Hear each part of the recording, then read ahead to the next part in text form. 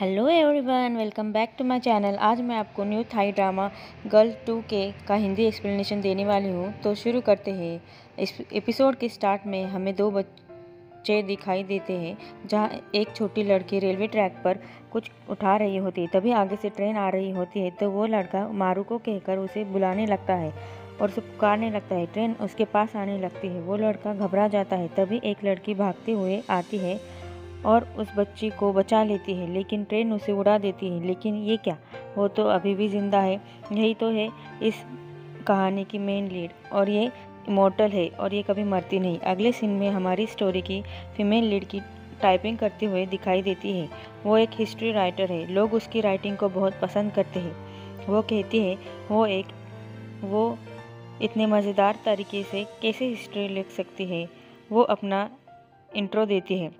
वो कहती है, इस ज़माने में मुझे सब मोमे नाम से जानते हैं। मैं एक हिस्टोरिकल स्टोरी राइटर हूँ। इतिहास में क्या हुआ ये सिर्फ मैं बताती नहीं, बल्कि मैंने उन सब इवेंट्स को अपनी आँखों से देखा है, उन्हें जिया है। साल 1000 में मैंने ग्रेट वॉल ऑफ चाइना को बनते हुए देखा है। साल 1173 में मैंने पीसा टावर को झुकते हुए देखा है।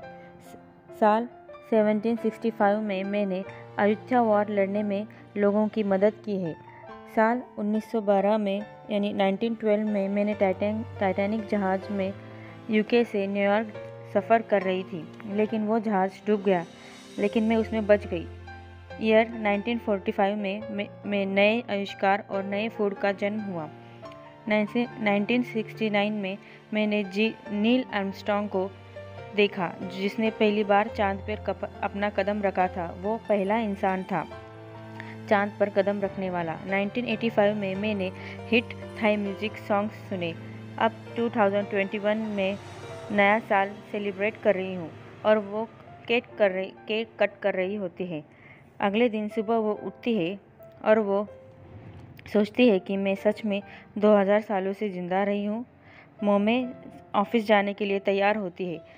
जब वो खाना खाने के लिए केले के गुच्छे को काटने जाती है, तो उसका ध्यान बिल्ली की तरफ जाने की वजह से उसके हाथ पर चाकू लग जाता है, लेकिन उसके हाथ से खून नहीं निकलता, बल्कि चाकू दब जाता है।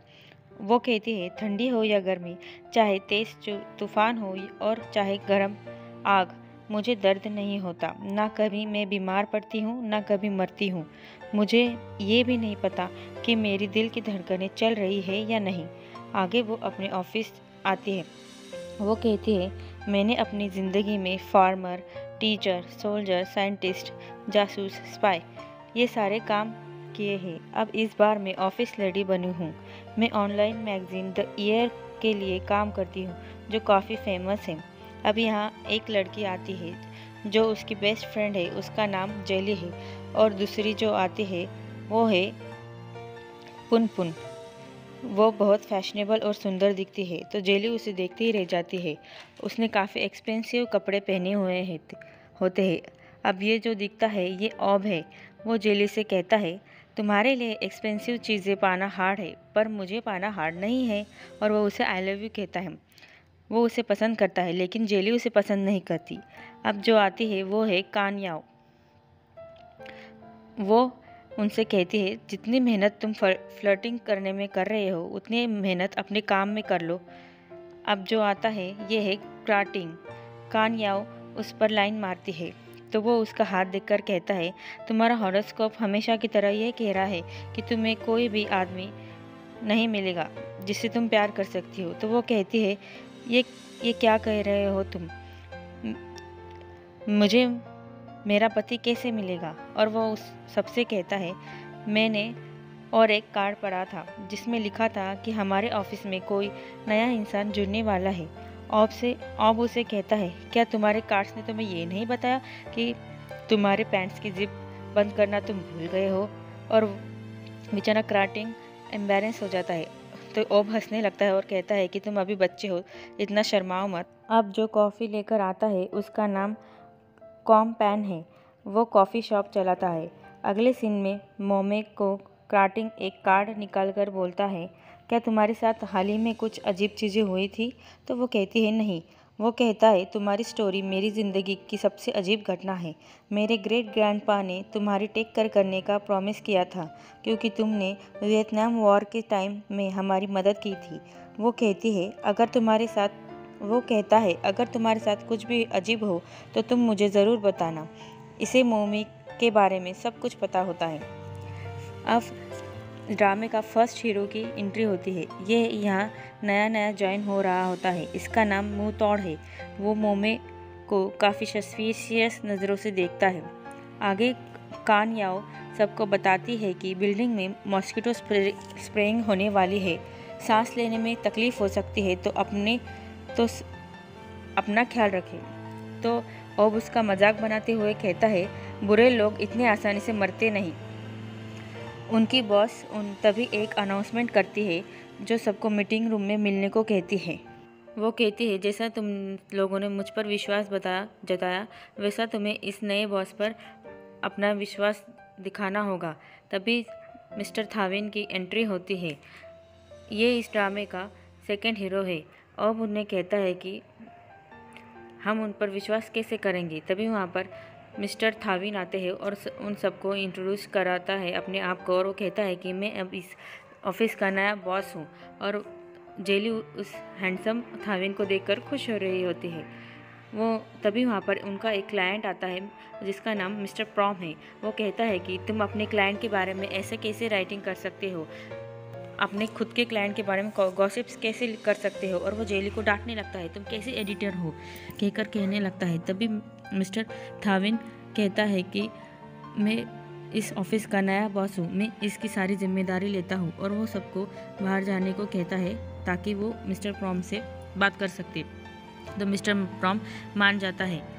एक लड़की दिखाई जाती है जिसका नाम निंग है, जो एंटरटेनमेंट कॉलम लिखती है इस मैगज़ीन के लिए। उसको काम से निकाल दिया गया होता है। तो सब लोग कहते हैं कि अगर इसे निकाल दिया तो इसका एंटरटेनमेंट कॉलम कौन लिखेगा। तभी वहाँ पर वो सारे लोग आते हैं, यानी मिस्टर प्रॉम और थाविन आते हैं। और पीछे से कॉफ़ी लेकर कैन याओ भी आता है। गलती से उसके हाथ से कॉफ़ी गिर जाती है। मोमे बीच में होती है लेकिन वो बाजू को हट जाती है, जिसकी वजह से ओप के ऊपर वो कॉफ़ी गिर जाती है। लेकिन मोमे के ऊपर कुछ छींटे गिरती है। लेकिन मोमे नाटक करने लगती है कि उसे भी गर्म लगा। मिस्टर प्रॉम कहते हैं कि क्या तुम ठीक हो। तो वो कहती है हाँ, मैं नाटक करते हुए कहती है कि हाँ ठीक है, थोड़ा सा ही गर्म था। लेकिन ओप को ज़्यादा गर्म लग रही होती है वो कॉफ़ी। और वो तभी वो कानपून उनसे माफ़ी मांगने लगता है।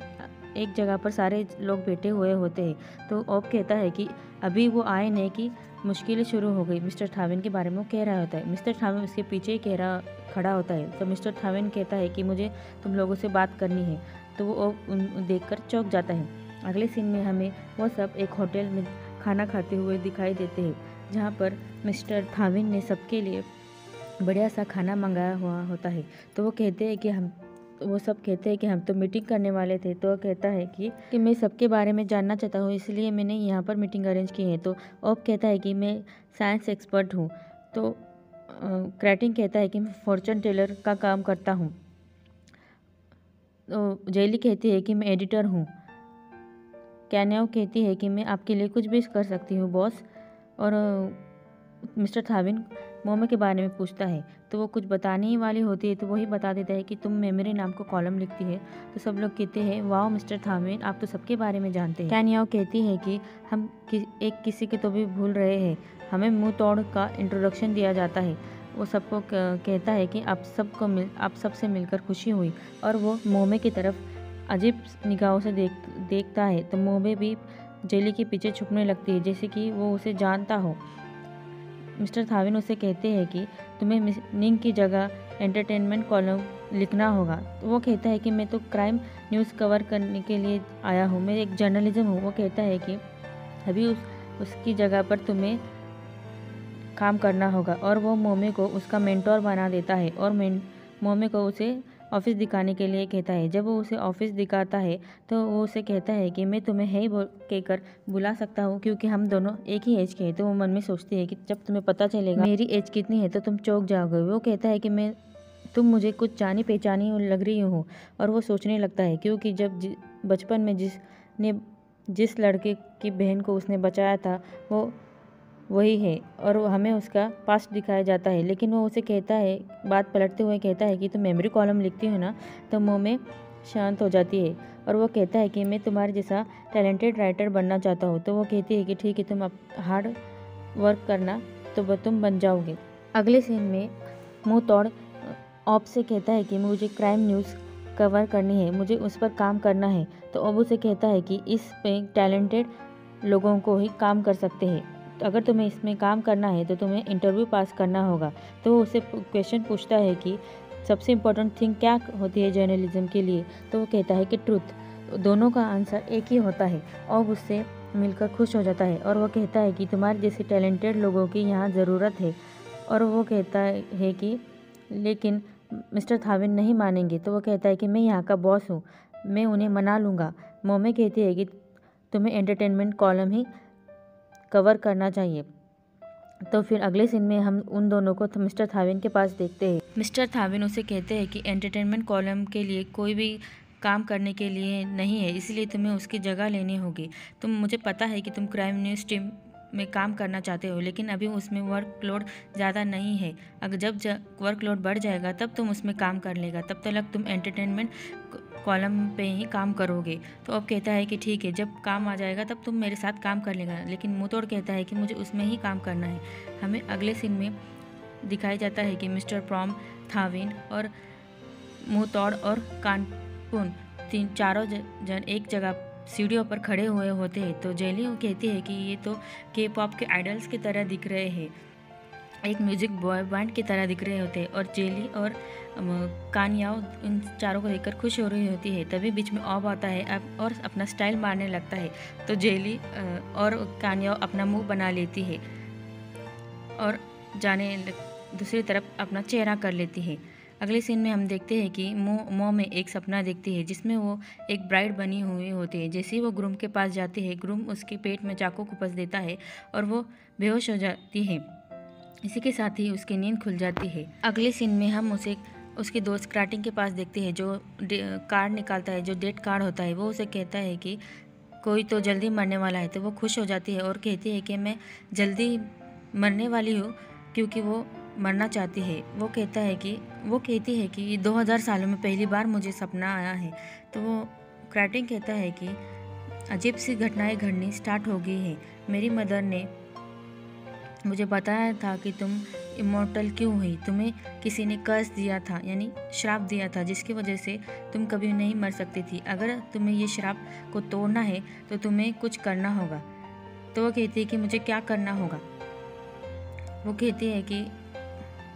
कहता है कि ये श्राप कमज़ोर होता जा रहा है, मैं इसके बारे में सोचूंगा कि हम इसे कैसे तोड़ सकते हैं। मोमे उसे कहती है कि हम इस श्राप को कैसे तोड़ेंगे। तो वो कहता है कि तुम्हें प्यार में पड़ना होगा, यानी तुम्हें किसी से प्यार करना होगा, तुम्हें अपना पति ढूंढना होगा। वो कहता है कि तुम्हारे आसपास ही तुम्हारा प्यार है। इसी के साथ ही ये एपिसोड ख़त्म हो जाता है। अगले वीडियो में मिलते हैं। Thank you for watching.